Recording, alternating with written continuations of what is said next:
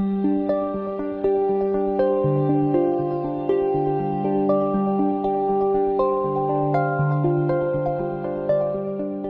Gilles. Bonjour Didier, comment vas-tu? Merci, ça va bien. Merci de nous recevoir dans ton lieu exceptionnel Oui, qui domine la nature. avec le soleil. Avec le soleil en plus aujourd'hui. C'est magnifique. Donc Didier, toi tu as aussi tout un parcours Oh là, et on va parler un peu de ce parcours et de ta passion aussi pour l'âme, puisque oui, ton dernier livre, Le réveil a sonné, la réunion des cœurs, des âmes et des esprits. Un peu ambitieux, hein? c'est ambitieux, mais à mon avis, c'est indispensable. Ouais, C'est-à-dire que si ça se réveille pas, ça va mal se terminer. c'est ce que tout le monde se dit, oui. Tout le monde, je suis pas sûr. Disons que du fait de tes activités et des miennes, et même dans les entreprises que je côtoie plus que toi, ils sont en train de prendre conscience qu'il y a quelque chose qu'il faut faire, mais Ils savent pas quoi. ils savent pas quoi. Ouais. Ouais. Donc toi, tu as tout un parcours, donc comme tu le dis, dans les entreprises. Ouais. Tu as créé un mot qui s'appelle symbiocratie. Un gros mot Un gros ou mot. un grand mot, je sais pas. Ouais, j'ai créé la symbiocratie. En fait, c'est une étude que j'ai faite pour un client il y a... Écoute, ça a commencé en 2012, alors mais tu sais bien que les choses ne s'accouchent pas en 48 heures, qui justement se posait le problème de se dire, moi, mes anciens managers, il y avait quelque chose qui se passait. Ils arrivaient à gérer les projets. Je ne dis pas qu'ils étaient tous impeccables, qu'on dépassait pas les budgets ou qu'on dépassait pas les délais, mais il y avait une espèce d'ambiance, de dynamique, et avec les nouveaux qui sortent de grandes écoles, hein, polytechniques, etc., bah ça marche pas. Voilà. Et puis j'ai commencé avec un de mes amis, qui est mon mentor et père spirituel, à réfléchir là-dessus. Alors lui, il avait déjà, parce que il a 30 ans de plus que moi, donc il a une expérience nettement plus longue. Et il a commencé par me dire, bah oui, mais Didier, c'est normal, c'est la culture, c'est un problème de culture, c'est un problème de spiritualité. Et j'ai dit, attends, on va d'abord regarder quels furent les grands leaders et pourquoi il y a des gens qui spontanément adhèrent à ces gens-là. Pourquoi il y a des gens, alors c'est pas un problème de diplôme, c'est pas un problème de milieu social, c'est vraiment une posture, un état d'être. Voilà. Et on a réfléchi là-dessus, on a analysé un certain nombre de grands leaders, et on s'est aperçu au bout d'un moment, grâce à Steve Jobs, qui est mort au moment où on terminait les études. Qui en faisait partie, évidemment. Alors au début, il en faisait partie, et on s'est rendu compte qu'il y avait un autre leader qui s'appelait Scipion l'Africain, 258 avant Jésus-Christ, si ma mémoire est bonne, et qui est en fait un des pères fondateurs de l'Empire romain. J'ai eu peur que tu me dises c'est lui qui avait inventé l'iPhone. Non, mais il avait inventé le storytelling. C'est quoi ça? Alors le storytelling, c'est justement ce que Steve Jobs avait manié de façon extraordinaire. Quand il présentait un produit, il racontait une histoire. Une histoire qu'on avait envie de partager, une histoire dans laquelle on avait envie d'entrer. Voilà. Et ça, Steve Jobs, c'était son point fort. Donc ils avaient cette façon d'appréhender les choses. Il y avait un deuxième point qui était très intéressant, puisque avant ce livre-là, j'en avais écrit un sur le leadership et j'en avais encore écrit un sur la créativité et avant encore un sur les richesses économiques du cerveau. Et dans l'étude que j'avais faite sur les richesses économiques du cerveau avec mon copain Philippe Laurent, qui est neurologue, on s'était aperçu qu'en fait, le cerveau étant plastique, je te parle de ça, on était en 93, 94, et le temps d'écrire le bouquin, ça a pris 2 ans. Et on était des zombies à l'époque pour dire que le cerveau était plastique, qu'il fallait associer les deux cerveaux, etc. Donc j'ai repris toutes ces études-là et on s'est aperçu en fait que puisqu'il y avait des gens qui fonctionnaient de façon identique avec 2000 ans d'écart quasiment ou 1800 ans d'écart, c'est qu'il y avait une mécanique, en gros pour synthétiser les choses, et que puisque le cerveau était plastique, on pouvait peut-être aider les gens à acquérir cette mécanique pour développer ce leadership. Et parmi toutes les études que nous avons faites, la définition du leadership que nous avons développée, c'était de dire qu'en fait, c'est de mettre en symbiose les talents. Mais à 360 degrés, avec le contexte, avec la nature, avec l'environnement. Et qu'à partir du moment où il y a des gens comme Scipion l'Africain, comme Steve Jobs, qui savaient réunir des talents différents, parce qu'il a mis l'aimant. Oui, c'est pas des gens qui réussissent tout seuls. C'est ça, bah bien sûr. Donc, ils ont l'art de réunir des talents, des technologies, des idées différentes pour en faire quelque chose. Voilà. Et ça, c'est vraiment la mise en symbiose, le pouvoir de mettre en symbiose ces différents éléments. Alors, quand les différentes personnes qui ont travaillé avec moi m'ont dit, bah oui, en fait, c'est de la symbiose. Bah, j'ai dit, on va appeler ça la symbiocratie, parce que du kratos grec, le pouvoir qu'on nous donne et non pas le pouvoir qu'on prend. Et la symbiose, c'est le pouvoir de mettre en symbiose. Mais alors, tout ça. du coup, tu es complètement dans l'air du temps. Parce que... Oui, mais c'était en 2012. Et alors là, je peux te dire que ça soufflait pas encore l'air du temps. on est quand même un peu dans cette dynamique depuis des années. Oui, depuis des années. De se rendre compte que le jeu, tout seul, n'arrive plus à rien. Et non. On a besoin de passer à une forme de nous, une forme de collectif. Absolument. D'où cette interview pour le Forum des médecines de l'âme, évidemment. Oui, parce qu'en fait, nous avons découvert une autre chose, c'est qu'en pratiquant la méthode qu'on a développée, nous nous sommes aperçus qu'un grand nombre de gens, en pratiquant cette méthode, avaient comme une ouverture spirituelle. Parce que tu en as fait une méthode, c'est-à-dire... Oui, c'est un concept, c'est une méthode. Alors j'ai fait des conférences là-dessus, j'ai fait des formations là-dessus, etc. Et puis donc tu communiques ça dans les entreprises. C'est dans les entreprises, mais aussi dans des groupes. Oui, je fais aussi des groupes privés. Et parce qu'il y a des gens qui évidemment cherchent le Saint Graal pour faire fortune, pour paraître, pour exister. Et bien sûr, toute ressemblance, etc., etc. Mais bref. Et nous nous sommes aperçus qu'en fait, parmi les gens qui cherchent ce Saint Graal, eh bien, nous avons rencontré des gens qui ont eu une ouverture spirituelle. Ce qui fait que la recherche de ce Saint Graal matériel, c'est en fait transformé en une ouverture du cœur, de l'âme et de l'esprit. Ce qui permet en plus, et ça on s'en est aperçu, notamment auprès des managers, que quand ils ont cette ouverture-là, ils ont des résultats beaucoup plus forts, beaucoup plus impressionnants. Donc, ils sont rentrés par l'hémisphère gauche, ça c'est ce que j'expliquais dans mon premier livre sur les richesses du cerveau, et ils sont sortis par l'hémisphère droit, par l'âme, par une connexion, un alignement de l'âme, du cœur et de l'esprit, qui les a ramenés ensuite à être créatifs, entreprenants, ouverts au monde, à rassembler des talents et à générer parfois des fortunes. Tu veux dire que voilà, ils sont rentrés par l'avoir, ils ressortent par l'être. Exactement. Oui. Effectivement, en adoptant cette méthode qu'on peut appeler ainsi, c'est-à-dire de travailler sur différents éléments. Parce que l'âme, alors si on est venu sur Terre et qu'on a une âme, c'est qu'on y est venu pour faire quelque chose. Normalement. Si elle est juste là pour observer ce qui se passe... il y a des contemplatifs. Tu t'imagines, l'âme, elle est devant le poste de télé, puis elle zappe. C'est ça. Tout le temps, elle dit, j'en ai marre du Moyen-Âge, je vais passer... C'est ça. Alors, elle est dans un film.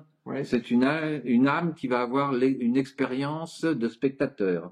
Je pense qu'elle va faire plusieurs fois le tour. Avant de comprendre comment ça se passe. Tu vois la dégradation des films hollywoodiens, tu te dis, à force, on ne sait pas où ça va nous amener. Tout ça. Oui, complètement. Alors, résultat des courses, en fait, on s'aperçoit que, et je pense qu'on est en plein dedans en ce moment, grâce aux 3 dernières années qu'on vient de passer, c'est que les gens se demandent qu'est-ce que je suis venu faire là, et les âmes sont en train de... Les 3 dernières années, tu parles de la crise sanitaire. Oui, la crise sanitaire, absolument, oui. Et beaucoup de gens, on ressent à l'intérieur une sorte de volcan qui est en train de...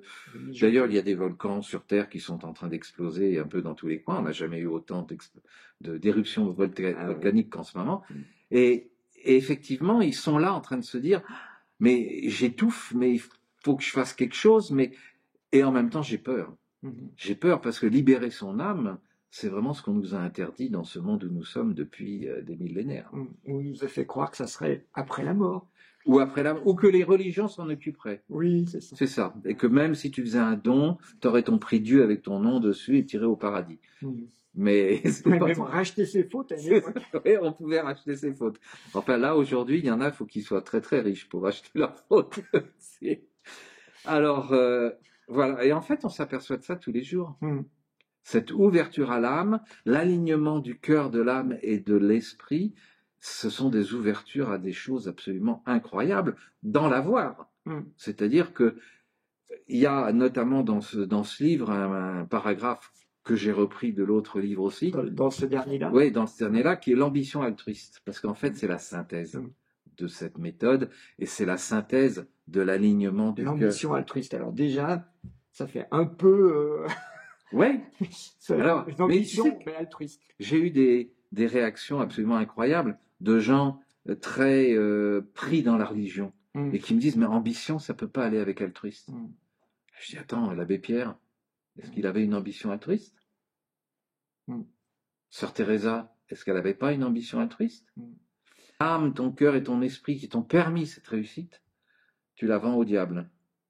Parce que tu as peur de perdre ce que tu n'avais pas avant. Ce qui est absolument incroyable. Répète, là. Tu as peur de perdre ce que tu n'avais pas avant. Et que tu n'as peut-être jamais eu. Parce que de toute façon, tu repars pas avec. Parce que ça passe à travers toi. Oui, complètement. Hein, le jour où tu es dans ta petite boîte, tu le laisses. J'ai appris un proverbe breton, on m'a dit. Oui. Les coffres-forts ne suivent jamais les corbillards. Ah oui, j'avais déjà entendu ça. J'ai entendu absolument. Les coffres-forts ne suivent pas les corbillards. Ne suivent pas les corbillards, absolument. Je pense qu'il est important, et il est même urgent, je dirais aujourd'hui dans la situation actuelle, d'une part, si on veut s'en sortir, alors ça peut être très égoïste à titre personnel, mais moi je crois au mot ensemble. Plus on sera nombreux à travailler dans cette voie, à développer cette voie, à réunir nos âmes, nos cœurs et nos esprits, et plus on va pouvoir franchir des étapes. Je prends toujours en exemple, j'en parle aussi dans le livre, je reprends souvent, sous forme de métaphore, ce qui est dans la Bible, c'est le texte des trompettes de Jéricho. Pourquoi? C'est parce qu'en fait, si on regarde les travaux des physiciens actuels, qui nous parlent de vibrations, je prends Philippe Guillemant, que j'adore, qui nous explique bien que le futur est au présent, que notre futur dépend de notre état d'esprit, de notre posture, de nos pensées, donc des vibrations que nous émettons et qui vont nous revenir. Alors après, c'est par Dieu, par l'univers, par Yahvé, par qui vous voulez. Chacun ses croyances. Je ne rentre pas dans cette... C'est un mot. C'est un mot, c'est ça. Voilà, la physique, les sciences, aujourd'hui, nous démontrent. Et puis d'ailleurs, toi comme moi, ce qu'on a vécu tout au long de notre vie, c'est qu'on s'est retrouvé dans des situations avec des rêves. Et puis un jour, on croise... Alors on appelle ça un heureux hasard, une synchronicité comme tu veux, on croise une situation et on dit c'est ça. Et ça se réalise. Voilà. Alors évidemment, plus on est nombreux, plus la puissance de nos âmes, de nos cœurs et de nos esprits est forte. C'est un petit peu comme si nous étions des petites piles d'un volt 5. Alors si on le fait tous les jours, il faut recharger la pile régulièrement dans nos rêves, dans nos croyances, dans nos espoirs. Mais imagine qu'il y ait 1 million de piles d'un volt 5 qui s'unissent pour faire vibrer à une puissance suffisante, et il y a des choses qui peuvent se réaliser.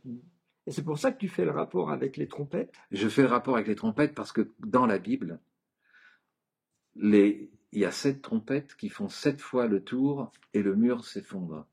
Mais on est bien là dans une dimension vibratoire, sonore. Oui. D'accord? Et que le mur de l'ennemi s'effondre.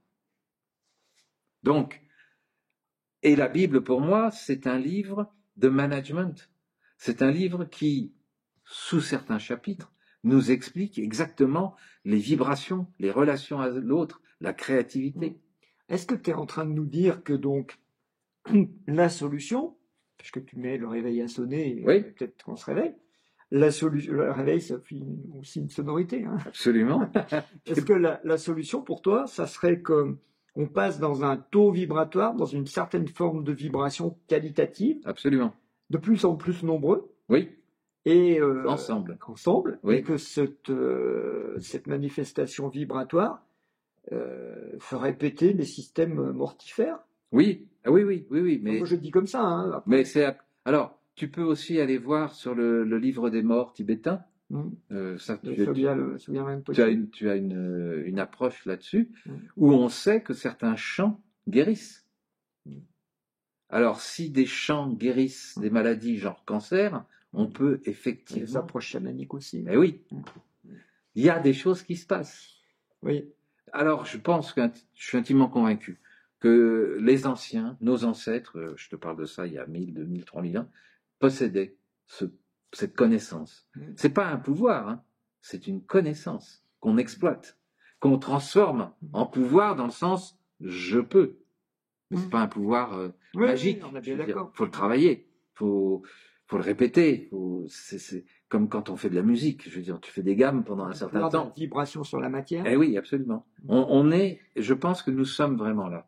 Et je pense que dans cette période-là, il y a toute une catégorie d'individus qui nous divisent, qui nous ramènent vers le bas, avec que des mauvaises nouvelles, que de la tristesse, que des peurs, que des angoisses, que des stress. Je rappelle la phrase de Coluche. Il suffirait qu'on l'achète plus pour que ça ne se vende pas. Exactement. Voilà. Donc si on fermait nos télévisions et qu'on se réunissait, c'est ce qu'on fait d'ailleurs avec ma conjointe 2 lundis par mois, on se réunit sur des thèmes porteurs d'espérance, porteurs de créativité. Pourquoi ? Parce que nous savons, aujourd'hui c'est prouvé scientifiquement, que si nous sommes à plusieurs pour élever ces vibrations, eh bien on peut changer les choses. Pour moi, c'est d'une évidence. Alors, pour beaucoup de gens, c'est du grand n'importe quoi. Non, mais ça. Mais tant que t'as pas essayé. Les gens, ils peuvent pas dire c'est du n'importe quoi, ils savent pas. Voilà, tant que t'as pas essayé, tu peux. Mais c'est vrai que d'essayer, bah, tu franchis une étape, là. C'était en haut de la piste de ski, t'en as jamais fait, mais même si c'est une bleue ou une verte, t'as peur. Et pourtant, ça glisse tout seul. Et après, tu dis, oh, c'était quand même facile. Voilà, c'est absolument. C'est les 3 étapes de Schopenhauer sur d'abord on dénigre, ensuite on détruit, et après on dit c'est évident. Ben oui, la vérité met toujours un certain temps pour arriver. Voilà ce que j'explique dans ce livre, c'est-à-dire c'est un constat, mais il y a des solutions. On peut s'en sortir. Maintenant, c'est tout à chacun qui est libre de s'en sortir ou pas. Oui. Donc toi, tu proposes des ouvrages, tu proposes des stages aussi? Alors, bon, pour ceux qui sont dans notre région en Suisse pour l'instant. Toi, tu es à Lausanne. Je suis à côté de Lausanne, oui. Mais on peut se déplacer sur toute la francophonie, ça pose aucun problème pour organiser des soirées sur ces thèmes, pour organiser des conférences. Et puis, j'interviens dans les entreprises, beaucoup plus dans les petites et les moyennes, parce que beaucoup de patrons ont très bien compris que la dynamique humaine est essentielle, parce que tu peux pas t'amuser à avoir 50 employés quand tu peux en payer que 25. Et puis je pense que grâce à ces patrons-là, il y a des choses qui vont se transformer et qui vont se faire. Dans le monde de l'entreprise. Dans le monde de l'entreprise. Donc de l'économie et de la société, quoi. Ben, on arrivera certainement au niveau de l'économie à comprendre qu'en fait, et là on revient sur la notion de créativité, puisque cette méthode nous amène à la créativité, que quand on redonnera le plein potentiel des gens, on va créer des choses extraordinaires. Surtout si on libère leur potentiel spirituel. Voilà, exactement. Oui, je ne l'ai pas dit, mais tu as bien fait de mettre le doigt là-dessus, effectivement. Et oui, parce que dans les entreprises, il ne faut pas parler de ça, mais... Pourtant, c'est ça. Mais les gens, en fait, je pense que les gens ont peur de parler de spiritualité parce qu'ils confondent spiritualité et religion. Bien sûr. Et pour moi, il n'est pas question de religion. Parce que qu'on soit juif, musulman, d'abord on est sémites les deux, là. C'est pour ceux qui n'ont pas encore compris ce qui se passe, c'est que les sémites, c'est aussi bien les musulmans que les juifs ou les prophètes du monde du Coran, les prophètes du Coran, c'est Abraham, Moïse, etc. Etc. Oui, bien sûr. Donc c'était tous des sémites, ils se mariaient entre eux, ils faisaient la fête entre eux, donc on est dans un monde dystopique où on essaye de nous monter les uns contre les autres avec la religion. Donc, mais je pense que c'est en train de changer, les gens comprennent que ça suffit là maintenant. Bref, ceci dit, ne parlons pas de religion. Dans les entreprises aujourd'hui, il y a des gens de toute nationalité, de tous milieux sociaux, de toute religion. Alors mettons tout ça, ça reste intime, je pense que c'est une relation intime, comme une histoire d'amour avec l'autre. Mais par contre, spiritualité, oui. Ça, je pense que... Tu vas au mot spiritualité laïque? Oui, je pense. Oui, parce qu'en fait, quand tu aimes la nature, quand tu aimes les arbres, quand tu dégustes tout ça, tu es en relation spirituelle avec le monde. Spirit, c'est l'esprit. C'est-à-dire que tu nourris ton esprit et tu nourris l'esprit de la nature avec ce que tu es et qui tu es. Donc tu as cet échange-là, c'est ça, là, ça commence là, la spiritualité. C'est pas d'aller forcément dans une mosquée, une église ou un temple ou puis d'apprendre un gros bouquin comme ça. Non, mais ce gros bouquin, il y a des choses dedans qui sont intéressantes. Sur le plan, je parle scientifique, sur le plan de l'alignement du cœur, de l'âme et de l'esprit. On sait par exemple dans les études sur l'eau que lorsque Jésus a transformé l'eau en vin, il n'a fait que changer la structure de l'eau. Oui, bah... Bon, d'après les scientifiques, si tu les écoutes, ok? Alors, ça veut dire qu'il avait un pouvoir de physicien quantique ou de je ne sais trop quoi. Mais que toi, tu l'approches de manière rationnelle et scientifique. Oui, bah oui. Nous, on l'approche de manière symbolique. Ça dit la même chose. Voilà. Alors, bien sûr, parce que vous avez la lecture du symbole. Mais derrière cette lecture du symbole, il y a quelque chose de concret. Parfaitement concret, parce que quand vous faites vos soins ou ces apprentissages ou ces travaux dans la médecine symbolique, il y a un symbole qui est un message extrêmement concret. Et puis qui a un effet sur le concret. Exactement. De toute façon, les gens ont besoin de choses concrètes pour les accepter, pour les comprendre et pour les pratiquer. On ne peut pas être dans l'ésotérique en permanence. Donc, c'est ce qui fait ton succès aussi. C'est parce qu'il y a du résultat concret. Si tu n'avais pas de résultat concret, on te prendrait pour un doux illuminé. Nous, on ferait même pas. Tu ferais même. C'est vrai que tu es expert comptable d'origine. C'est ça. Il faut du concret. Ah ben oui, s'il n'y a pas de concret, ça sert à rien. Puis on a une dimension chez les hommes de vouloir, enfin, je dis les hommes. Oui, les humains. Masculins. Oui. Non, pas. Chez les masculins. Chez les masculins, on a plus une dynamique de vouloir obtenir quelque chose de la matière, tu vois. On est très Saint Thomas. Hein. Ouais. Alors que les femmes, elles partent de la matière, donc elles, ça leur paraît. Oui. Et puis elles ont une dimension intuitive. Ouais. Et je peux te dire que à l'heure actuelle, puisque mon livre vient de sortir, j'en ai vendu une centaine, c'est 80% des femmes. Et elles se le repassent, et elles repassent mon adresse, et c'est de bouche à oreille, il est féminin. Chez les hommes, rien. Parce qu'à mon avis, leur intuition leur dit, si tu touches à ça, ta vie va changer.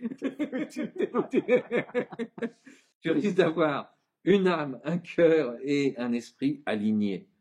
Pour un homme, c'est... Non, mais l'homme, lui, il veut déjà définir ce que c'est que le corps, l'âme et l'esprit, pour les diviser, tu vois. Alors oui, voilà. Mais ça passe dans le schéma que j'explique dans les formations, ça passe par la notion de culture, c'est-à-dire que avoir de la culture, c'est comprendre ce qui se passe, c'est se confronter à un certain nombre de réalités, et c'est réfléchir à ça. C'est pas forcément comprendre Platon ou Socrate.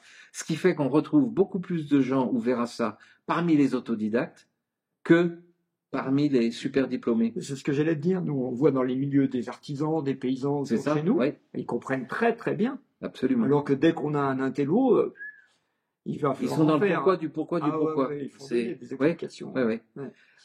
Et ça, je trouve que... Alors pour moi, c'est joyeux, c'est plein d'espoir, parce que ça veut dire qu'on va aussi avoir un basculement de ce côté-là. Ça veut dire que pour que des sociétés fonctionnent, on va recruter des gens autodidactes. Et des gens qui ont du cœur, de l'âme et de l'esprit. Il y en a de plus en plus qui font des bascules, qui quittent leur métier d'ingénieur pour faire des métiers complètement improbables. Hein. Absolument. Et tout ce qui se passe en ce moment, que ce soit à titre individuel ou dans les entreprises, je trouve ça très très riche d'enseignement, parce que ça me démontre que la graine de vie, l'instinct de vie est en train de reprendre. C'est juste qu'il faut bouger son cul, comme je dis. Faut pas simplement lire des bouquins. Bon, c'est gentil, ça nous fait plaisir que vous ayez lu nos livres, mais ce qu'il faut avant tout, c'est passer à l'acte. C'est passer à l'acte, mais complètement. On est bien d'accord. Ouais. Parce que sinon... Alors, tu sais ce qu'on va dire? On va dire à tout le monde, allez-y, passez à l'acte, faites quelque chose. Alors, il y a le livre que tu viens de sortir, là, oui, bon, qui est vraiment, faut pas le rater. Sur les 3 épreuves. Je vais l'intégrer dans la vidéo.